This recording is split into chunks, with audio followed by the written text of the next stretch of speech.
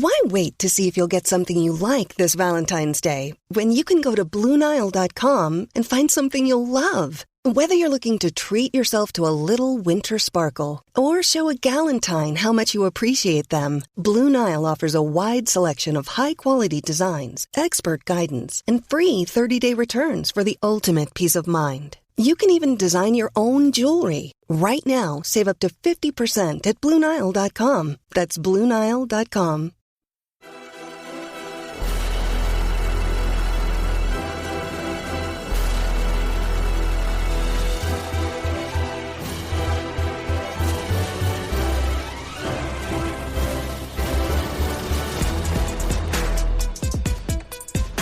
American soccer fans, welcome to episode 79 of the Stars and Stripes FC podcast. Donald Wine here, manager of Stars and Stripes FC, your source for all things U.S. national teams, the players that comprise them, and everything else surrounding the game of soccer in America. I want to jump on this week to review some great nuggets that came out of an article from Steven Goff of the Washington Post that was posted Wednesday as we record today on Friday, May 6th. It included information on the U.S. men's national team from their upcoming June window and who head coach Gregg Berhalter may bring in, to a glimpse of what to expect in the September window and even the November window. We will also talk about the rumored U.S. jerseys that will be coming out later on this summer. But for now, let's start by digging into this article again, which you can find on the Washington Post. Steven Goff, you should definitely be following him on Twitter for all your soccer news if you have not already, but he has a great article this week that details a lot of what we're going to expect in the next couple of weeks and in the coming months for the U.S. men's national team. We begin with the June international window, which will be a double window that will consist of 4 matches, as you all out there may know. The USMNT will have 2 friendlies to begin this window, against Morocco on June 1st in Cincinnati, and then against Uruguay on June 5th in Kansas City. They then begin their defense of the Concacaf Nations League title with the group stage. They face Grenada on June 10th in Austin, and then travel to San Salvador to take on El Salvador on June 14th. According to Steven Goff's article, Gregg Berhalter will be using these games as the last chance for borderline players to make an impression. So he's bringing in some guys that he thinks has earned a look, namely Haji Wright and Cameron Carter-Vickers. Both excelled for their clubs this year. Wright plays for Antalyaspor in Turkey, and CCV played for Celtic. They will have a chance to show that they can help a 23 or 26-man roster at the World Cup. As a reminder, they are thinking about expanding the rosters to 26 players as they did for the Euros last summer.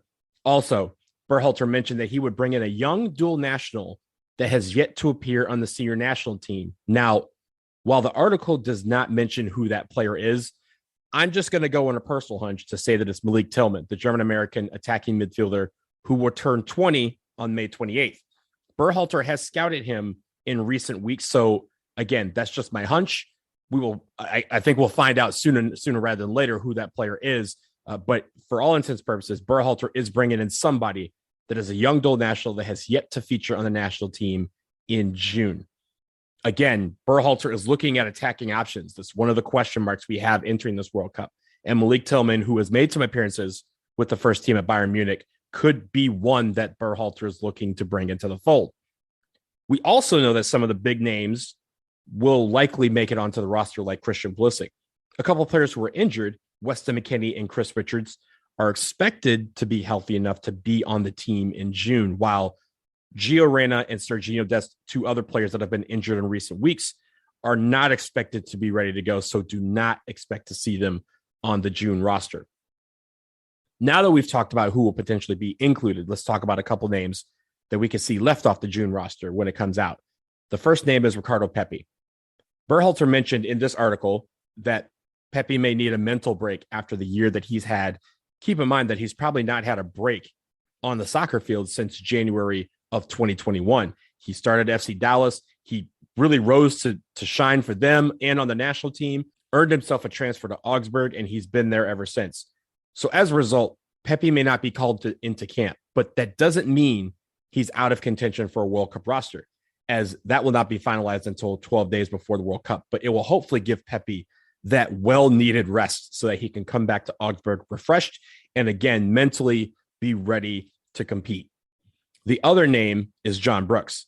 When asked if he will make it to camp, Berhalter was very non-committal, but he did say this, and this is a quote from the article, quote, "I would rather look at a guy like Carter Vickers to see what he can do because I know what John can do," end quote.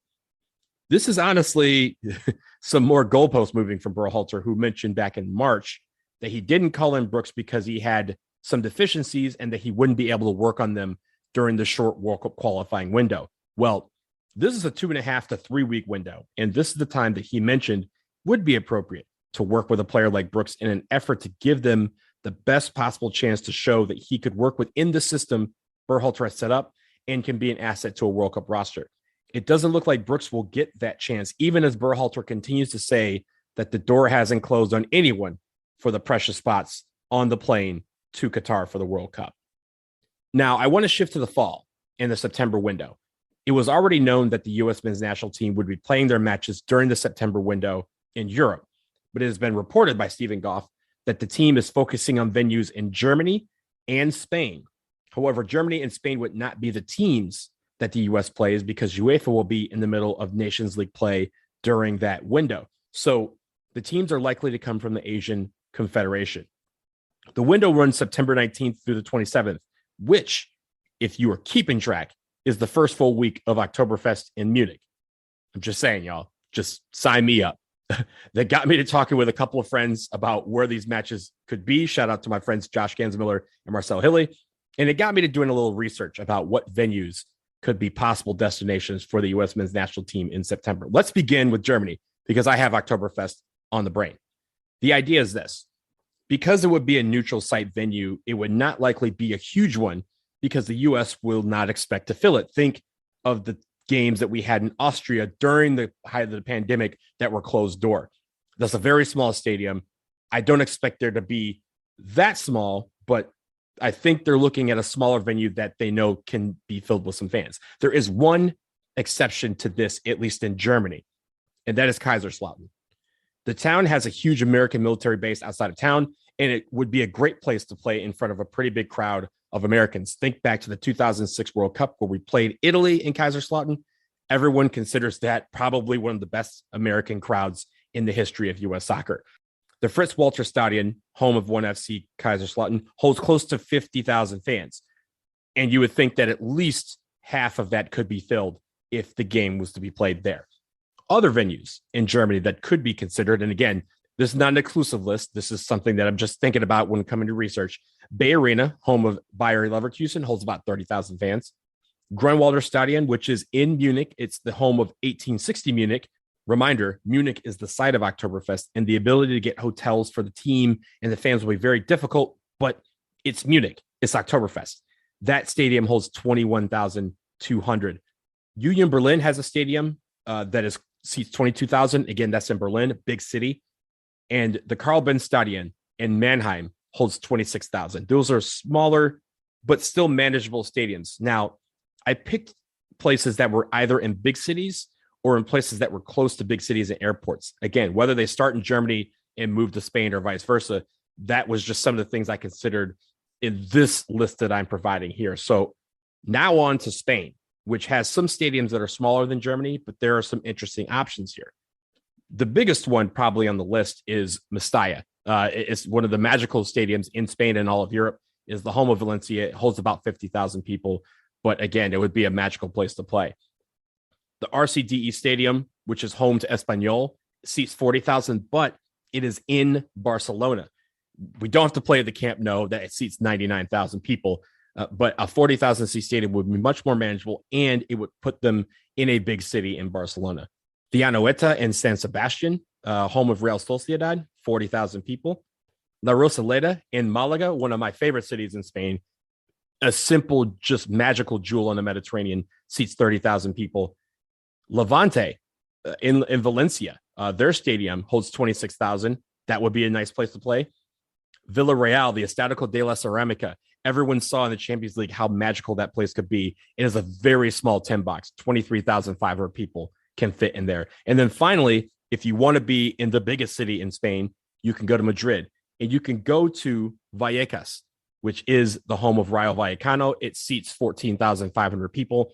And honestly, that would be a perfect place for the United States to play, being that it is in the capital of Madrid. You still have a lot to do. You still have fans that can get there. And then also you can fly anywhere in Europe, especially to Germany for the second match. So now that we have a small list of stadiums that could be potential sites for the U.S. matches, who do we play? I posted an article back in April about some potential fun opponents for the men's national team, and they included some teams from Asia. I mentioned the United Arab Emirates and Oman. I mentioned they would be on the road in the Middle East. That was part of my plan, but they could also play in Spain or Germany. The idea would be to find a team that matches up stylistically and tactically to Iran, which is who we will see in the third match in the group stage of the World Cup. But just about all of Asia is available for friendlies in September. So you could see the men's national team play someone who matches up somewhat. A team like Iraq, the aforementioned UAE or Oman, Saudi Arabia would be an opponent that could be less well received, but an option. Or they could go with some of the powerhouses in Asia, like Japan, South Korea, China, or Australia. China not necessarily being a powerhouse on the soccer field right now, but at least one that fans would know. I would bet of that last group, it's two of those teams that we face. And if I were to put money down, I would say the teams would be Japan and Australia, simply because each team has a chunk of players who are on European club teams. So the travel wouldn't be as fierce for the bulk of their player pool. They would also present formidable challenges as World Cup teams and would draw interest from American fans looking to travel. So hopefully it won't be long before we find out when and where we're playing in September and who our opponents will be. But Spain and Germany, that sounds all right to me. I will see you there. Later in the fall, before the World Cup, keep in mind that we will be in the middle of MLS Cup playoffs here in the United States. All the other teams in Europe will be in the middle of their domestic seasons, really the beginning of their domestic seasons. Players from MLS teams that fail to qualify for the playoffs will report to a domestic camp called by Gregg Berhalter that will include at least one friendly against a national team, and that match will be behind closed doors. This will not mean that the World Cup roster will be mostly MLS players. I need everyone to understand that right now. But this is going to be a way to keep guys in shape for the World Cup. The window for the World Cup does not open up until a week before the first match. And as mentioned before, Berhalter says that his final roster may not come until 12 days before the start of the World Cup. So the team will have to come together quickly before they open up on November 21st. And it's going to be a mix of guys from Europe and guys from MLS. The idea here, everyone stay healthy. That is the biggest question mark. Forget all the competition at different positions and who we could bring. It does not matter if no one is healthy. Everyone, please stay healthy this fall. So there's your fall schedule. We will obviously update everyone whenever we get information about the September window, but we will pause right now for a quick break. On the other side, new leaks of the 2022 U.S. jerseys, and we got to talk about it. Stay tuned.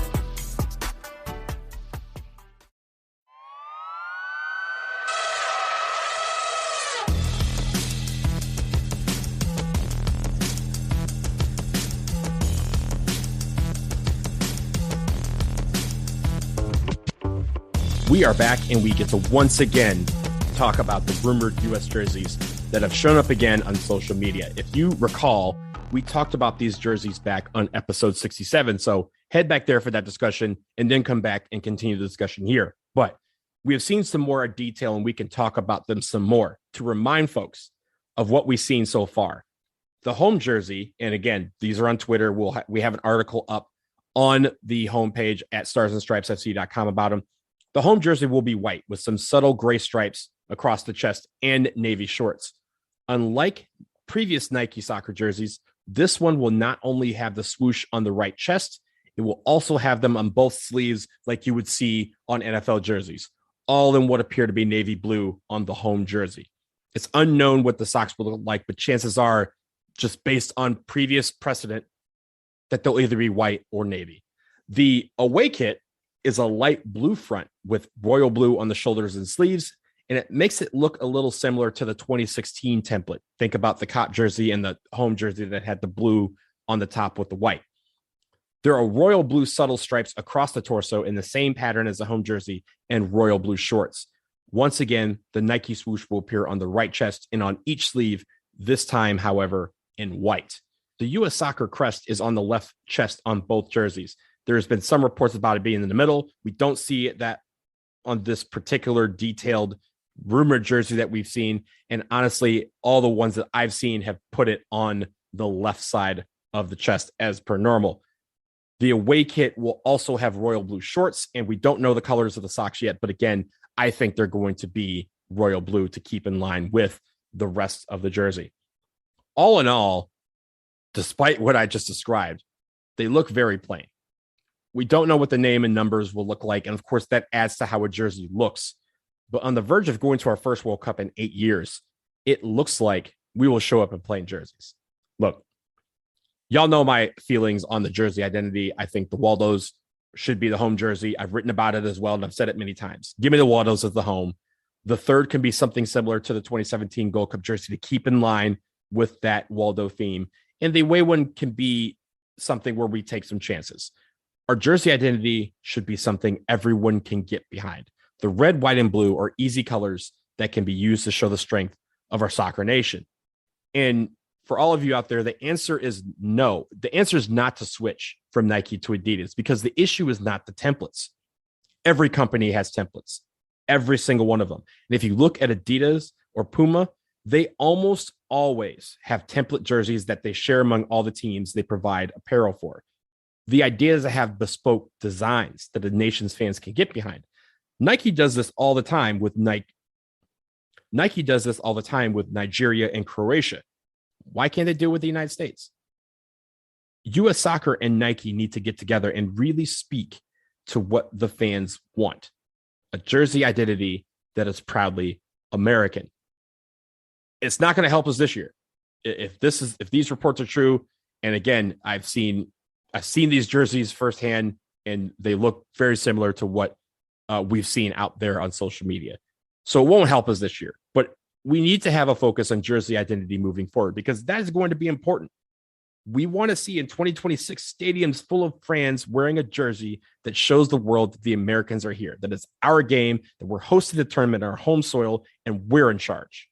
Simple template jerseys that are plain white or plain light blue just aren't going to do it. We'll leave it there, and that will do it for episode 79 of the Stars and Stripes FC podcast. Thank you so much for listening.